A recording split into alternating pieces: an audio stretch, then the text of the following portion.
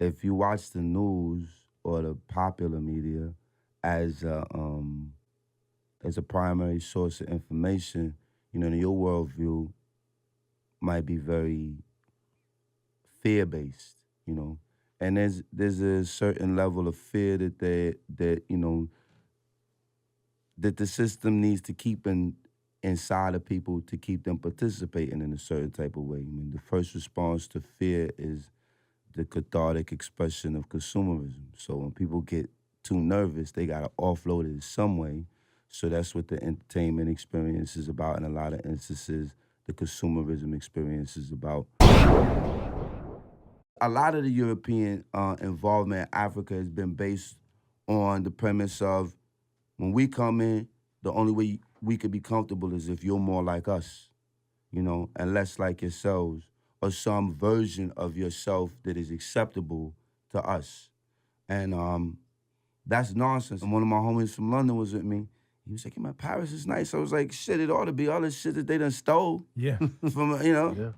Say you go to the pirate's house, of course, this shit is laid out. This nigga got everything that he robbed from niggas is just sitting around. And I mean that's from the food to the power to The gold. to the chocolate. You know what I'm Yeah, saying? the All of the chocolate, The architecture. everything. Art. So yeah, I mean, without Africa, Europe is the world is in a condition. People gotta say themselves, man. It's like, what do you value? What's a real priority to you? What I do notice about Europe is that I think the thing where Europe wins is that the focus is not on being rich. So let's focus on money and more of a quality of life. Now, people need money. Money is important. I ain't gonna out here act like, the Europeans have a laissez-faire attitude toward money. But it's not at the center of their life. It's a means for them to be able to enjoy their life and primarily the time with their family and friends. That's a big part of what you see outside of America is that people want to make money, but they're more concerned with doing things that they care about and spending time with people that they care about and enjoying life. When you spend your time in a way that you really don't respect, and even if you get money out of it, you fuck up that money. You don't really respect that money. Cause you get you feel an urge and an impulse to reward yourself and get some pleasure. At least you're like, I had to do this bullshit to get this bag, so now I'm gonna go have fun with this bag. You don't really. Very good point. You know what I'm saying? You don't really treat the bag with respect. Are you happy for hip hop right now? Like what you see? I love the culture, but what it looks like is that the technical process around it has surrounded it so that the only people who really benefit off of the culture are the algorithms. The more you become an adult, you realize that I'm a fucking adult. I'm not sitting here. I'm not listening to all of these niggas. Why? For the artists that I do like, how much time, if I'm trying to develop myself as a useful human being, do I have to sit and be fucking-tained? And if I'm gonna just be sitting there opening myself up to be listening to some shit, what is it doing for me?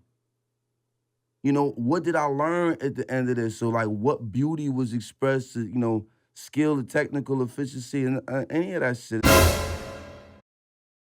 I'm not mad at nobody. People gotta do whatever they feel is best. But the culture has been strong on its own from day one, That's from, Newsweek covering breakdancing in '84. It was always the deal.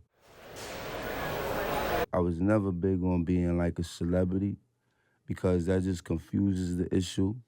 I do have a public profile, but I also recognize and never forget that the reason I have a public profile is the work.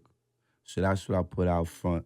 All of the other shit, like, the here and there and the movements, that's cool. But the only reason that we up here talking is because I do this and I get busy as an artist. And that should be at the center of it. All of the other hair salon, barbershop, shit is for there. You know, people have to remember, man, when people get all precious about the anthem, okay, great. The anthem is a song, right? It represents something, but it's a song. And if it's a song that don't represent, if what's happening on the ground is not representing that, and somebody says, until what's happening on the ground represents that, I'ma chill. That's their First Amendment right. The flags and the statues could come down, but will their behavior change? Will people's customs change? Will how they treat somebody who's not like them change? You could do all of the things with the symbolic things. That's cool. Okay, keep going. Right? Keep going. You took the statue down. Now, take the hate down in yourself. Take it out, because it ain't working. But we got other issues, the fucking flags and symbols. Y'all still on that shit, a gang sign, you know, politics. It's crazy, you know what I'm saying? Over here claiming sets, and everybody broke. The food ain't even real food. We got issues. You know, shit to be thinking about. You talked about water and food. Fuck yeah, the kids gotta eat to live. You gotta eat to live. That you supposed to be feeding your kids. Monsanto got all this land. I'm concerned about that. Fuck the whatever. Nigga, make a suit out of it. Rock out. You know what I'm saying? That's what you want to do on a Friday night. Go for it. What's up with what's coming out the earth? What's up with what's in the air? You know, what is coming into our bodies through this technology? How is it changing our brains? How we process information? How we deal with each other?